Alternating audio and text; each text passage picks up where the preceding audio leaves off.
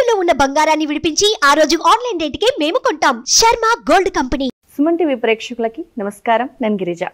ఇవాళ మనతో పాటు ప్రముఖ జ్యోతిష్య వాస్తు పండితులు, జ్యోతిష్య శిక్షణ నిపుణులు, లలితాదేవి ఉపాసకులు బ్రహ్మశ్రీ నానాజీ పట్నాయక్ గురువు గారు ఉన్నారు. వారితో మాట్లాడదాం. నమస్కారం గురువుగారు. గురువుగారు, ఈ మధ్య కాలంలో మనకి సమస్య ఏది ఉందన్నా సరే ఖచ్చితంగా లలితా సహస్రనామంలోని ఒక నామాన్ని సజెస్ట్ చేస్తున్నారు రెమెడీగా. అది దాదాపుగా అంటే నేను ఇంటర్వ్యూలు చేస్తున్న ఈ కొద్ది కాలంలో ఎక్కువగా విన్న పేరు ఏదైనా ఉంది అంటే లలితా సహస్రనామంలోని నామాలు. అసలు లలితా సహస్రనామం యొక్క ప్రత్యేకత, పవర్ గురించి చెప్పాలి అంటే ఇన్నేళ్ల మీ అనుభవంలో అమ్మవారి గురించి కానివ్వండి, సహస్రనామం యొక్క ప్రాముఖ్యత గురించి కానివ్వండి, మీరేం చెప్తారు గురువుగారు? నేనైతే ఆల్రెడీ లలితా సహస్రనామాల్లో 1000 నామాలకి అర్థాలు, ఆ నామాలకు ఉన్నటువంటి శక్తి ఏమిటి, ఆ నామం చేసుకోవడం ద్వారా వాస్తుపరంగా కానీ జ్యోతిషపరంగా కానీ మీరు ఏదైతే ఇబ్బంది పడుతున్నారో ఆ ఇబ్బంది ఎలా పోతుంది అనే విషయం మీద నేను 1000 నామాలకి చెప్పానమ్మా. యూట్యూబ్లో 1000 నామాలకి అర్థాలు అవన్నీ చెప్పాను. అది నేను చెప్పడం అంటే నేను చెప్పడం కదా, అమ్మవారు మన చేత చెప్పించుకుంది. ఏదో మన లక్కీగా మనం వాడింది ఆ విషయంలో. వీఆర్ బ్లెస్డ్ ఆ విషయంలో మాత్రం అనుకుంటాను నేను. ఎప్పుడంటే అదృష్టం కొద్ది నాకు చెప్పించుకుంది అనుకుంటాను. అయితే ఇక్కడ ఏంటంటే ఫస్ట్ ఆఫ్ ఆల్ ఎందుకు పనిచేస్తుంది అనేది మనం అర్థం చేసుకోవాలి. అమ్మవారు అంటే ఎవరు? శక్తి స్వరూపిణి, పరమేశ్వరుడు, పార్వతీదేవి. దీపము యొక్క వెలుగు వేరు కాదు. అమ్మగా భావిద్దాం కాసేపు, లలిత అమ్మవారిని అమ్మగా భావిద్దాం. ఇప్పుడు ఒక చిన్న పిల్లవాడు అమ్మ ముందు నిలబడి అమ్మ నాకు నీళ్లు కావాలి, లేదా పాలు కావాలి, లేకపోతే ఇంకా వెంటనే తీసుకొచ్చేస్తుంది. ఓకే, ఈ ప్రకృతి ఏదైతే ఉందో ఈ ప్రకృతి అంతా అమ్మవారు. ఫస్ట్ మీరు అర్థం చేసుకోవాల్సింది ఏంటంటే ప్రకృతిలో ఉన్న లలితా సహస్రనామాలు మొత్తం కనుక మీరు డీకోడ్ చేసుకొని చదువుకుంటే గనక, అర్థాలు తెలుసుకుంటే, అయ్యో అమ్మవారు అంటే ఎవరో కాదు, ప్రకృతిలో ఉన్న ప్రతి వస్తువు అమ్మవారిని మీకు అర్థమవుతుంది. ప్రతిదీ కూడా, అంటే ప్రతి జీవుడి దగ్గర నుంచి, వస్తువు దగ్గర నుంచి, గాలి దగ్గర నుంచి అన్ని అమ్మవారు అన్న విషయం అర్థమైపోతుంది. అప్పుడు అన్ని అమ్మవారు అనే విషయం తెలిసిపోయిన తర్వాత అప్పుడు ఎలా ఉంటుందంటే, ఇప్పుడు చిన్న ఎగ్జాంపుల్ చెప్తా చూడండి. పిల్లవాడు ఉన్నాడు, పిల్లవాడు తల్లి దగ్గర ఉన్నాడు. శిరస్సు అమ్మవారు అమ్మే, చెయ్యి అమ్మే, కాలు అమ్మే, మొత్తం అమ్మే అని తెలిసింది. అవునా కదా? అప్పుడు ఏంటి, అమ్మ దగ్గరికి వెళ్తున్నారంటే చాలు వాడు పులకించిపోతుంటాడు, అమ్మ నా దగ్గరికి వస్తుందని. అవునా కదా? ఎప్పుడైతే మీరు ఈ ప్రకృతి మొత్తం అమ్మవారు అనేటువంటి విషయం మీకు అర్థమైందో అప్పుడు అమ్మవారిని సపరేట్గా, సొసైటీని సపరేట్గా చూడరు. ఫస్ట్ సొసైటీలో ఉండే ప్రతి మనిషి, ప్రతి జీవి, ప్రతిదీ అమ్మవారు అనే భావంతో చూస్తారు. ఎప్పుడైతే ఆ భావంతో చూసారో, మీరు చిన్న ఎగ్జాంపుల్ చెప్తాను. ఒక పటం ఉంది మన దగ్గర కింద, ఏదో నడుచుకుంటే అమ్మో కాలు తగులుతుంది, దూరం ఉంటాం. పటమేగా, ఫస్ట్ పేపర్ దాని మీద ప్రింట్ వేసాము, ఎందుకు దూరం ఉంటున్నాం, అమ్మో కాలు తగులుతుందేమో భావంతో. అవునా? మరి లలితా సహస్రనామాలు మొత్తం చెప్పింది ఏంటంటే విశ్వం మొత్తం తానే అయి ఉన్నానని చెప్పింది. తానే అయి ఉన్నది, విశ్వం కంటే పెద్దగా ఉంది అని కూడా చెప్పబడింది శాస్త్రంలో. లలితా సహస్రనామాల్లోనే ఉంటుంది. విశ్వరూప అనేటువంటి నామం, అంటే విశ్వమే రూపంగా ఉంది. ఓకే, ఇప్పుడు మీరు ఒక్కసారి ఆలోచించండి, ఇదంతా అమ్మవారిని మీకు అర్థమైంది. ఈ ఫోను, ఈ టేబుల్, ఈ చైరు, ఈ ఇయర్ ఫోను, ప్రతిదీ అమ్మవారిని అర్థమైంది. ప్రతి మనిషి అని అమ్మవారిని అర్థమైంది. అప్పుడు మీరు పటానికి కాలు తగిలితే ఎంత ఇబ్బందిగా ఫీల్ అవుతున్నారో అవతల వాళ్ళని అంతే రెస్పెక్ట్ గా ఉంటారు. మీరు రెస్పెక్ట్ గా ఉంటే చాలు, ఇంకేం చేయక్కర్లేదు. మీరు ధర్మంగా రెస్పెక్ట్ గా ఉండగలిగితే చాలు. మనం దేవుడి దగ్గర చేసేది అదే, ఎల్లంగానే అలా చేతులు కట్టేసుకుని అమ్మ అమ్మ అమ్మ అనుకుంటాం, లోపలికి వెళ్తాం, దర్శనం చేసుకుంటాం, అలా వినయంగా బయటకు వస్తాం. అక్కడ రెస్పెక్ట్, భక్తిని చూపిస్తున్నాము. వినయం అంటే భక్తి, వినయం చూపిస్తున్నాము. అమ్మ అని ఒక భావంతో ఉంటున్నాము. అది మీరు కనుక సొసైటీలో చూపించగలిగితే ప్రతి వారి పట్ల అమ్మవారి పూజ చేసినట్టే అంటారండి ఫస్ట్. అయితే అమ్మవారి నామాలు ఎందుకు పనిచేస్తాయి అట్లాగా అంటే, ఒక అమ్మని మనం ఒక మాట అడిగాం, అమ్మ నాకు ఇది కావాలి, నాకు ఈ బాధ ఉంది, నొప్పి ఉంది. అమ్మ ఏం చేస్తుంది, కడుపు నొప్పి వస్తుందని వెంటనే అమ్మ ఏం చేస్తుంది, పరుగున వంటి గదిలోకి వెళ్ళి ఏదో నూరేసి ఏదో మెంతులో ఏవో తీసుకొచ్చేసి అది తినరా అంటది, తగ్గిపోతుంది. అమ్మయ్య తగ్గి. Same as it is Lalita సహస్రనామాల్లో ఒక్కొక్క నామము మనం పలికేటప్పుడు అమ్మవారి శక్తిని అక్కడ మనం ప్రేరేపిస్తున్నాం. శ్రీమాత, శ్రీ మహారాజ్ని, శ్రీమత్ సింహాసనేశ్వరి అంటే రానికి రాణి శ్రీమాత, ఈ జగత్తుకు మొత్తం మాతవి, సింహాసనం మీద కూర్చున్నావు. శ్రీమత్ సింహాసన శ్రీమాత, శ్రీ మహారాజ్ని రాణులకే రానివి, సింహాసనం మీద కూర్చున్నావు అంటున్నాం. అంటే అప్పుడేంటి, అమ్మవారిని నువ్వు రాణులకు రానివి తల్లి, ఈ జగత్తుకు మొత్తం తల్లివైన నీవు, రాణులకు రానివైన నీవు సింహాసనం మీద కూర్చున్నావు అన్నప్పుడు నీకు సింహాసనం ఇస్తుంది అమ్మవారు. అంటే ఈ ప్రకృతిని, ఈ ప్రకృతి రూపంలో ఉన్న అమ్మని మీరు ధ్యానిస్తున్నారుగా. అలా ఒక్కొక్క నామము మీరు ఎప్పుడైతే భక్తి శ్రద్ధలతో చేస్తారో, ఇంకోటి ఏంటంటే లలితా సహస్రనామాలకి రహస్య నామాలు అని పేరు. రహస్యనామాలు అంటే ఏదో రహస్యంగా చేసుకోమని అర్థం కాదు. మీకు బయటికి చూడడానికి నామంలా అనిపిస్తుంది కానీ ఇన్నర్గా లోపల గొప్ప శక్తి దాగుందని దాని అర్థం అనమాట. రహస్యంగా గొప్ప గొప్ప శక్తి దాగుంది. ఇప్పుడు మనం ఎందుకు అంత శక్తి దాగుంది అంటారంటే ఆ నామాల గురించి, అది ఎవరో రచించినవి కాదు. అమ్మవారిలో నుంచే వసిన్యాది వాగ్దేవతలు 8 కినారాలకు బయటకు వచ్చి అందుకే చూడండి, వసిన్యాది వాగ్దేవత ఋషయ అనుష్ఠుప్ ఛంద అంటారు. అంటే అనుష్ఠుప్ ఛందస్సులో చెప్పడం జరిగింది లలితాసహస్రనామాన్ని. అమ్మవారిలోంచి 8 కిరణాలుగా బయటకు వచ్చి వాళ్ళే ఋషులు అయ్యారు, వాళ్ళే అమ్మవారి గురించి చెప్పారు. అందుకని వేదముతో సమానం. వేద మంత్రము చదివి ఒక యాగమో లేకపోతే ఒక ఇదో చేసేటప్పుడు మనకు ఆశీర్వాదం చేస్తారు, వేదమంత్రంతో ఆశీర్వదించడం చేస్తారు, వేదమంత్రంతో ఒక హోమం చేస్తారు, వేదమంత్రాలతో కొన్ని చేస్తుంటారు. చాలా పవర్ఫుల్ అంటాం మనం. వేదమంత్రాలతో ఒక పూజ చేసినప్పుడు ఎంత పవర్ఫుల్లో ఈక్వల్ గా ఎక్కడా కూడా తగ్గకుండా లలితా సహస్రనామాలు కూడా అంతే పవర్ఫుల్. అయితే ఇక్కడ చాలా మంది భయపడుతున్న అంశము ఏంటంటే తప్పులు పలకకూడదండి. అదే అడగబోతున్నాను గురువు గారు. చూడ్డానికి విన్నప్పుడు కానీ చదివినప్పుడు కానీ కాస్త కటువుగా అనిపించిన, చదువుతున్నప్పుడు ఒక ఫీల్ ఉంటుంది చూసారా, అది ఒక రకమైన అనుభూతిని క్రియేట్ చేస్తుంది చదివేటప్పుడు. కానీ తప్పులు చదివితే మాత్రం శిక్ష పడుతుంది అంటారు. మరి అది తప్పులు పోకుండా ఎలా చదవాలి, ఒకవేళ తప్పు చదివితే దాన్ని ఎలా సరిదిద్దుకోవాలంటారు? ఒక విషయం చెప్తానమ్మా. ఇంతసేపు మనం అమ్మ అనే భావంతో ఉన్నాం కదా. అవును. ఇక్కడ తప్పులు చదివితే ఏంటి, తెలిసి చదివితే ఏంటి, తెలియకుండా చదివితే ఏంటి అనే విషయం ఒక క్లారిటీ ఇచ్చి చెప్తాను. చిన్న పిల్లవాడు ఉన్నాడు, ఆ చిన్న పిల్లవాడికి అమ్మ అని సరిగ్గా పలకడం రాదు, అమ్మ అమ్మ ఏదేదో అంటాడు, లేకపోతే అన్న అన్న అన్న అంటాడు నాన్నని, అంతకుమించి రాదు. ఆ పిల్లవాడు వైపు తల్లి తండ్రి తిరిగి చూసి వాడికి ఏం కావాలని చూస్తున్నారా, వీడు ఇలా పలుకుతున్నాడు, పూర్తిగా అమ్మ అని పలికేదాకా నేను పలకనంటుందా అమ్మ. ఎలా పిలిచినా పలుకుతుంది కదా. ఎప్పటి వరకు? చిన్న పిల్లడు ఉన్నంత వరకే. పెద్ద అయిన తర్వాత వాళ్ళకి పలుకుతాడు, అరే ఏంట్రా నువ్వు మాట్లాడుతున్నావు, నీకు ఇంకా మాటలు రావట్లేదా అంటుంది. చిన్నప్పుడు స్టార్టింగ్ లో ఎవరైనా తప్పులు పలుకుతారమ్మా, ఎవరేమి ఆకాశం నుంచి ఊడిపడరు, ఎవరైనా స్టార్టింగ్ తప్పు పలుకుతారు. తప్పులు పలికిన ప్రతి భక్తుడిని అమ్మవారు చిన్నపిల్లవాడి కానీ చూస్తుంది. ఏమి శపించదు, ఏమి అనదు. అరే నా నామం పలకడానికి ఇప్పుడు తల్లి ఎలా పలికిస్తుంది, అరే నన్ను అమ్మ అంటున్నాడు, అరే చూడు చూడు చూడు అమ్మని వాళ్ళ అమ్మని పిలుస్తుంది. అమ్మ చూడు చూడు అమ్మ అమ్మ అమ్మ అంటున్నాడు, చూడు చూడు చూడు అంటది. ఎంత పులకించిపోతుందో ఒక తల్లి, అంత పులకించిపోతుంది అమ్మ. ఎవరైనా స్టార్ట్ చేసేటప్పుడు ఏం భయపడకండి, లలితాసహస్రనామాలు స్టార్ట్ చేసేటప్పుడు అప్పుడే నోటితో పలికేటువంటి పిల్లవాడు ఎలా అయితే పలుకుతుంటే ఒక తల్లి పులకిస్తుందో అమ్మవారు అలా పులకిస్తుంది. ఏమి భయపడకండి.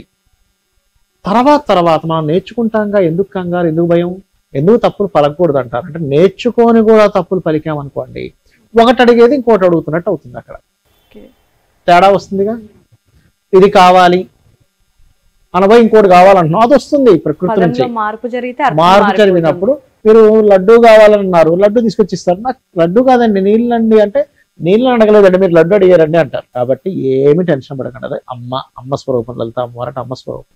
ఆ అమ్మ చిన్నపిల్లవాడు అప్పుడే నోటితో పలిగినట్టుగా ఫీల్ అవుతుంది, ఆనందిస్తుంది. కానీ ఎప్పుడు అలాగే పలుకుతారంటే ఒప్పుకోదు. టెన్షన్ నేర్చుకొని జాగ్రత్తగా చేసుకొని, ఏమి కాదు, ఏమి భయపడిపోవాల్సిన అవసరం ఏం లేదు. ఎందుకు భయపడిపోవడం, దానికి ఎందుకు భయపడిపోవడం నాకు అర్థం కాదు. అమ్మని పిలవడానికి కూడా భయమే. ఈయన దేని బతుకుతున్నా అమ్మని పిలవడానికి కూడా భయపడితే అంటే ఒక్కవేళ తప్పు చదివినా అమ్మవారు క్షమిస్తుంది. కానీ అమ్మ రూపం నుంచి ఎవరైతే 8 దేవతలు ఉద్భవించారో వాళ్ళు మాత్రం అసలు ఊరుకోరు అనేది ఒక విషయం అమ్మ. తప్పులు పలికినందుకేమీ ఊరుకోపోవడం ఉండదు, గుర్తుపెట్టుకోండి. ఎప్పుడైనా గుర్తుపెట్టుకోండి. ఇక్కడ ఏంటంటే శాస్త్రంలో చెప్పింది ఏంటంటే, నువ్వు భగవంతుడిని ఏదైనా దూషించినా భగవంతుడు పట్టించుకోవటం, చిన్న పిల్లవాడని ఊరుకుంటాడు. భగవద్ భక్తుల్ని మనం ఏమైనా చేస్తే మాత్రం పరివార దేవతలు ఊరుకోరు, భగవంతుడు ఊరుకోరు. భగవద్ భక్తులు ఉంటారు, ధర్మంగా వాళ్ళు ఉంటుంటారు చూసారా. వాళ్ళని ఒక తల్లి, ఒక ప్రతి జీవి పిల్లల్ని ఎలా చూసుకుంటుంది అలా చూసుకుంటుంది. ఇప్పుడు మిమ్మల్ని ఎవరైనా ఏమైనా అన్నారు, మీరు లైట్ తీసుకుంటారు వెళ్ళిపోవచ్చు, కానీ మీ పిల్లల్ని ఏమనంటే ఊరుకోరా, ఎందుకు ఊరుకోవాలి అంటారు. వాడు ఎంత తోడైనా కానీ నువ్వు ఎవడైతే నాకేంది అంటాం. మన పిల్లవాడిని మా పిల్లవాడిని ఎందుకన్నా అంటాం. మిమ్మల్ని అన్న పెద్ద పడించుకురా, ఫోన్లో నాకెందుకు గొడవ, పని వీడికి తలకాయ లేదనుకుని వెళ్ళిపోతారు. మన పిల్లలంటే మీరు ఊరుకుంటారు. అసలు లాజిక్స్ ఏం పనిచేయవు అక్కడ. వాడు తలకాయ లేదా, వాడు పిచ్చోడ, సంబంధం లేదా, ఎందుకన్నా అంటాం. అట్లాగే భగవద్ భక్తుల్ని ఏమనంటే ఈ పరివార దేవతలు కావచ్చు, వీళ్ళందరూ ఊరుకోరు. అప్పుడే పలికే వ్యక్తికి ఏమీ ఉండదు అంటాను నేను. ఎందుకంటే నేను స్వయంగా స్టార్టింగ్ లో నాకేమైనా నేను అపరబ్రహ్మణ స్టార్టింగ్ నుంచి అన్ని క్లియర్ గా పలకడానికి నాకే తప్పులు పోయేవి స్టార్టింగ్ లో నేర్చుకునేటప్పుడు. ఎంత దాకా ఎందుకు అందరికీ స్టార్టింగ్ లో తప్పులే పోతాయమ్మా. ఎవరు అపరబ్రహ్మలు స్టార్టింగ్ అద్భుతంగా పలకడానికి? ఈ భూమి మీద పుట్టిన ప్రతి వ్యక్తి స్టార్టింగ్ లో తప్పే పలుకుతాడు. ఎక్కడో దగ్గర అన్ని తప్పులు పలుకుతారు, ఎక్కడో దగ్గర తప్పు అపస్వరం వస్తుంది, తప్పులు పలుకుతాడు. అది నేర్చుకునే స్టేజ్ అమ్మవారికి తెలీదా? భగవంతుడికి తెలీదా అమ్మ నేర్చుకుంటున్నాడని? అవునా కదా? తెలుసుగా ఎందుకు టెన్షన్ పడ్డాం అంటా నేను. కాబట్టి అవేమీ పెట్టుకోకండి. ఇంకొంతమంది అందరూ చదవకూడదు అంటున్నారు. లలితా సహస్రనామాలకు అలా లేదు. గ్రంథంలో చాలా స్పష్టంగా ఉంది అందరూ చదవచ్చు అని. కాకపోతే నేర్చుకొని చక్కగా చదవండి. నేర్చుకునే క్రమంలో తప్పులు వస్తాయి, ఏమీ భయపడకండి. చిన్నపిల్లవాడిని చూసినట్టే ఆ తల్లి చూస్తుంది.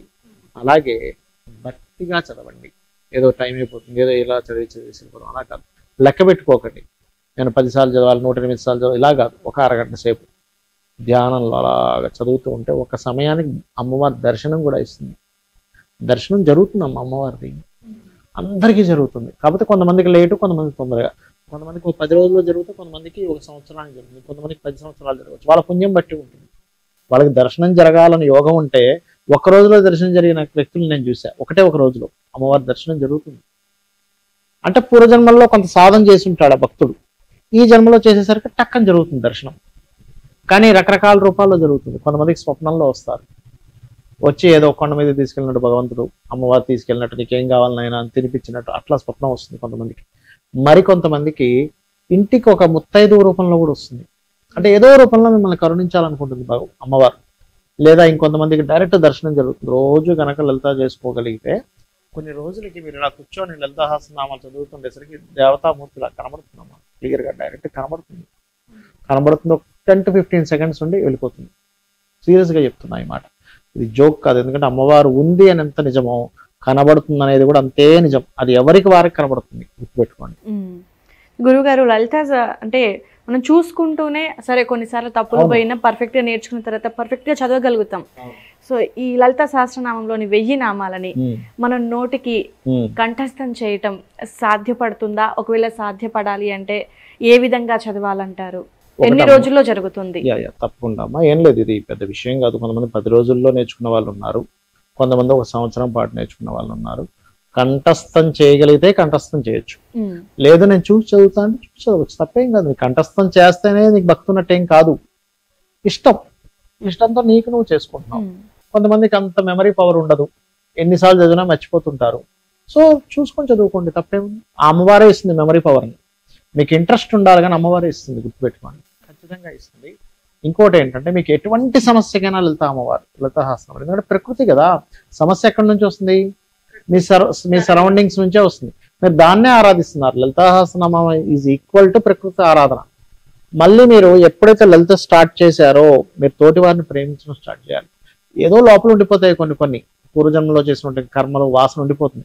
దాని ద్వారా అప్పుడప్పుడు అవతల వాళ్ళ మీద చిరాకులు, కోపాలు వస్తుంటాయి. మిమ్మల్ని మీరు రియలైజ్ చేసుకోవాలి. అరే నేను ఎందుకు ఇట్లా ప్రవర్తిస్తున్నాను, నేను ఎందుకు ఇలా అవుతున్నాను, ఇలా ఉండకూడదు కదా, ఇలా ఉంటున్నానేంటి, ఇది కరెక్ట్ కాదు కదా అని మీకు అనిపించాలి. అప్పుడు మీరు భగవంతుడి దగ్గర అవుతున్నట్టు. మీరు పూజ చేసేసి బయటికి వెళ్ళి మళ్ళీ ఇంకోటి మీద గాసిప్స్, ఇంకోటి ఇదా అవ్వాలి అనుకోవడం, అనవసరమైన పుకార్లు చేస్తే మీరు పూజ చేయడం వేస్ట్. ఎందుకంటే ఇదే అమ్మవారు, ఇదే లలిత. చుట్టూ ఉన్న ప్రకృతి, మీ చుట్టూ ఉన్న వాళ్ళు, మీ ఆఫీసు, మీ బిజినెస్, మీ కస్టమర్స్, లేకపోతే మీరు ఉండేటువంటి సొసైటీ అంతా అదే లలిత. ఇక్కడ పూజ చేస్తున్నారు, అక్కడ తిట్టేస్తున్నారు. సింపుల్, వృధా అవుతుంది. వృధా, మీ పూజ వృధా. అక్కడ చేసుకుంటూ ఎవరికైనా అప్పుల బాధలు ఉన్నాయి, ఓం అపర్ణాయే నమః అనే మంత్రం చేసుకోవాలి. దీని మీద ఆల్రెడీ గతంలో చాలాసార్లు ఈ స్టోరీ చెప్పారు, మళ్ళీ ఇంకోసారి చెప్తాను అందరికీ తెలియడం కోసం. ఒక సద్బ్రాహ్మణుడు ఒక అతను ఉండేవాడు. అతనికి చాలా అప్పులు ఉండేవి. అంటే ఆయన కాదు, వాళ్ళ తల్లిదండ్రులు చేసినటువంటి అప్పులు ఉండేవి. ఉన్నప్పుడు అతను నా ఊర్లో వాళ్ళు ఒకరోజు అనుకున్నారు, లేదు ఈయన ఎట్లాగైనా సరే ఈయన దగ్గర ఏదో చేసి వాళ్ళు డబ్బులు తీసుకోవాలని. వాళ్ళ ఇంటికి వెళ్ళారు. ఆయన పూజ చేసుకుంటున్నారు పూజ గదిలో. బయటకు వచ్చి అందరూ అరుగు మీద కూర్చున్నారు. వాళ్ళ భార్య వచ్చింది, చూసి పూజ చేసుకుంటున్నారు, వస్తానండి అన్నారు. ఆవిడ లోపలికి వెళ్ళి చెప్పింది, ఏమండి అప్పుల వాళ్ళు వచ్చారు. చదువుతూ ఉన్నాడు మంత్రాలు ఒక్కొక్కటి. అప్పుడే అపర్ణ అనే నామం వచ్చింది. అనుకున్నాడు మనసులో, అమ్మ అపర్ణ అంటే అప్పులు తీర్చే తల్లి అంటారు, నాకేంటి అప్పులు. అపర్ణ అంటే పర్ణములు విడిచిపెట్టినటువంటిది. అంటే ఒక్క ఆకు కూడా తీసుకోకుండా, వెండిన ఆకు కూడా తినకుండా తపస్సు చేసింది శివుడి కోసం అమ్మవారు. అంటారు కదమ్మా, ఏమిటి నాకు ఈ అప్పులు అనుకున్నాడు, మళ్ళీ చెంపలేసుకున్నాడు. చిచి నిన్ను అడగాల్సింది ఏదో అప్పు తీర్చమని నేను అడగాలి, మోక్షంగా అడగాలి, చిచి ఏంటి తప్పు చేస్తున్నాను అనుకున్నాడు. పూజ అయిపోయింది, బయటకు వచ్చాడు చక్కగా. బయటకు వచ్చి బాధపడుతూ వస్తాడు, మళ్ళీ ఏం చెప్పాలి వీళ్ళందరూ ఒకటేసారి వచ్చారు, ఎలాగ ఏంటి ఏంటి అని మదన పడుతూ బయటకు వచ్చాడు. వచ్చి ఏమండి ఇంకొంచెం సమయం నాకు ఇవ్వండి అని. వాళ్ళందరూ ఇంకొంచెం సమయం ఇచ్చేది ఏంటి, అన్ని డబ్బులు వచ్చేసాయి మాకు అన్నాడు. ఏంటి అంటే మీ అమ్మాయి ఎవరో లోపల నుంచి వచ్చిందో పెట్టి పట్టుకొని ఎవరెవరు ఎంతెంత ఇవ్వాలి, మా నాన్నగారు మీకు ఎన్ని ఇవ్వాలన్నది, పలానా ఇవ్వాలంటే ఇచ్చాము, ఇచ్చింది, పత్రాలు చింపేస్తామంటే వద్దు మా నాన్నగారు వస్తారు, ఆయన ముందు చింపేయండి, లోపలికి వెళ్ళి ఒకసారి ఆవిడని పిలవండి, ఎంత ముద్దుగా ఉందో అమ్మాయి, అసలు ఎంత బంగారు ఎంత బాగుంది, ఒకసారి పిలవండి చూస్తామని ఆయన అక్కడే కూర్చుండిపోయాడు. ఏంటి ఇలా కూర్చుండిపోయాడు, నాకు అసలు పిల్లలే లేరయ్యా అంటే ఏంటి, అమ్మవారు వచ్చి ఇచ్చింది అక్కడ. అంటే మీకు భక్తి కనుక ఉండగలిగితే, అంటే ఈ కలియుగంలో అలా జరుగుతుందా అంటే ఇంకో రూపంలో వస్తుంది. అంటే అట్లాగా మీకు ఒక సోర్స్ ఆఫ్ ఇన్కమ్ పెరుగుతుంది, నాలెడ్జ్ పెంచుకుంటారు, టాలెంట్స్ పెంచుకుంటారు, ఇన్కమ్ పెరుగుతూ అప్పు తీరుతుంది. అలాగే ఫైనాన్షియల్ క్రైసిస్ ఉన్నాయి, ఓం సంపత్కరీ సమారూఢ సింధుర ప్రతిసేవితాయ నమః, ఖచ్చితంగా తీరుతుందమ్మా. ఫైనాన్స్ పెరుగుతుంది. నేను చూసా కొన్ని వందల వేల మందికి రూపాయి ఖర్చు లేదు, కూర్చొని చేసుకోండి, ఒక అరగంట సేపు చేసుకోండి. ఎన్ని సమయం ఇంత ఖర్చు పెడుతుంటాం, ఎన్నిటికో ఖర్చు పెడుతుంటాం, ఏమైపోయింది చెప్పండి కదా. అలాగే హెల్త్ ప్రాబ్లమ్స్ వచ్చాయి, ఓం సర్వవ్యాధి ప్రశమని సర్వమృత్యు నివారిణి అగ్రగణ్య అచింత్య రూప కలికల్మష నాశిని నమః, అద్భుతంగా పనిచేస్తుంది. నేను చాలా మందికి చూసా, అది చేసుకున్న తర్వాత అప్పటి వరకు రోగం నయం అవ్వనటువంటిది ఏదో మార్గం, ఒక కొత్త డాక్టర్ పరిచయం అవడం, అరే ఇది చాలా సింపుల్ అండి, ఇది వాడడం తగ్గిపోవడం, చాలా చూసారు. Easy way. అంటే ప్రకృతిలో ఉండే ప్రతిదీ అమ్మవారే. ఆ రూపంలో ఉన్నటువంటి అమ్మవారిని ఇక్కడ మంత్ర రూపంలో మీరు ప్రేరేపితం చేసి, నామరూపంలో ప్రేరేపితం చేసేసరికి దానికి కనెక్ట్ అవుతుంది, అది కనెక్టే మీ సమస్యను తీరుస్తుంది.